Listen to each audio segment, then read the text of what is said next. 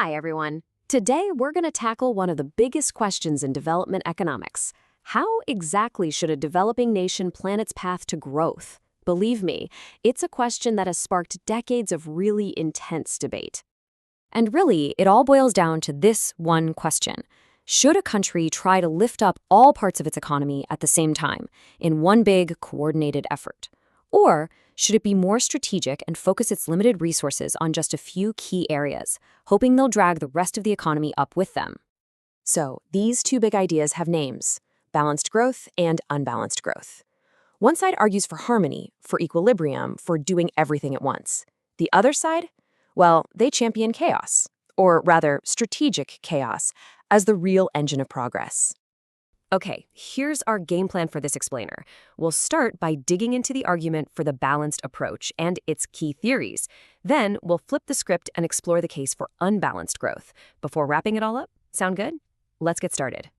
So let's set the stage. For any underdeveloped economy, the journey to industrialization and a better standard of living is, well, it's tough. You're dealing with limited cash, small markets, and often a rapidly growing population. These are huge hurdles, and they've led economists to come up with some very different strategies for clearing them. First up, let's talk about the first major school of thought, balanced growth. The whole idea here is that for an economy to really take off, all of its parts have to lift off together.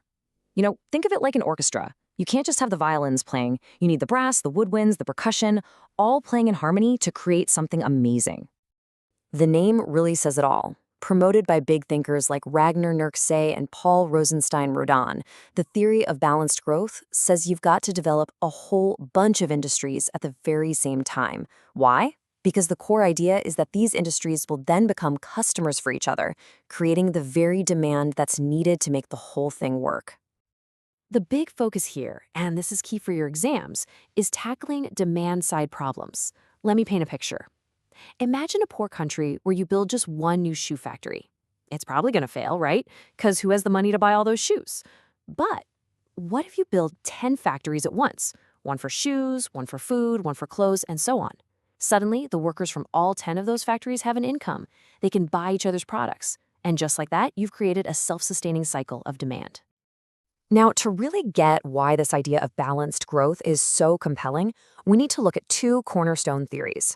These theories basically diagnose the core problems of underdevelopment and then prescribe this kind of large-scale coordinated solution. Ragnar Nurkse gave us one of the most powerful explanations for why poor countries tend to stay poor. He called it the vicious circle of poverty.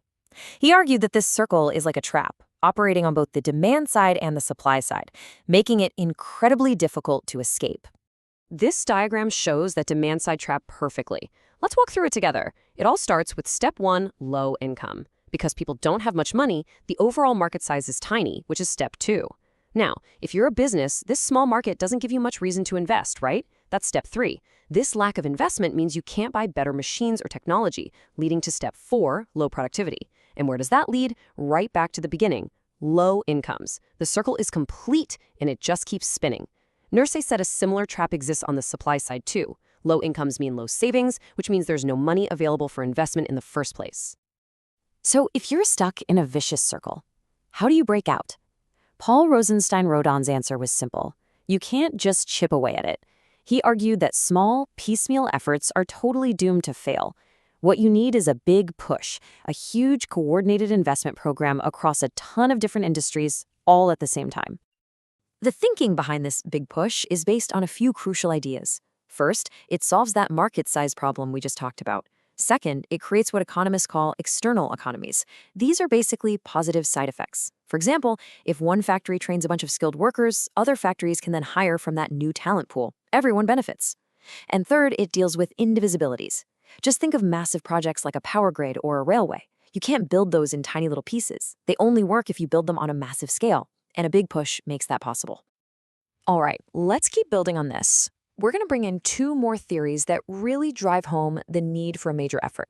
But this time, they add a new, critical factor into the mix: population growth. Leibenstein saw this whole challenge as a kind of race. He argued that for an economy to actually grow in per capita terms, which just means each person on average gets richer, The things that generate income have to be way more powerful than the things that push income down. He called these opposing forces shocks and stimulants. In a lot of developing countries, the biggest shock is rapid population growth. Think about it. If your national income goes up by 2%, but your population also grows by 2%, the average person isn't any better off. The stimulant, on the other hand, is investment. Leibenstein's whole point was that your investment has to hit a critical minimum level. It has to be big enough to overpower the shock of population growth and actually start raising that per capita income. R. Nelson described a really similar idea that he called the low-level equilibrium trap. And honestly, trap is the perfect word. Picture a society just getting by at a subsistence level. A tiny bit of progress, maybe a better harvest, raises incomes just a little. This means better nutrition, lower death rates, and boom, a temporary population surge. But this bigger population then eats up all the extra food, pushing the average income right back down to where it started. The economy is literally trapped. To get out, income growth has to be strong enough to outrun this population effect. Okay, so we've heard a pretty compelling case for the balanced approach, right? But now we've got to look at the other side of the coin. Proponents of unbalanced growth look at the massive investment needed for a big push and basically say that's just not realistic for a poor country. They argue that the real path to growth isn't harmony, it's strategic disruption. Albert Hirschman is the star of this theory. He argued that development, by its very nature, is a messy, unbalanced process. The strategy here is to deliberately pour investment into a few key strategic sectors. This creates shortages and bottlenecks elsewhere in the economy, which then creates huge incentives for new investments to pop up and solve those problems. Growth becomes a chain reaction of solving one imbalance after another. It's growth through creative tension.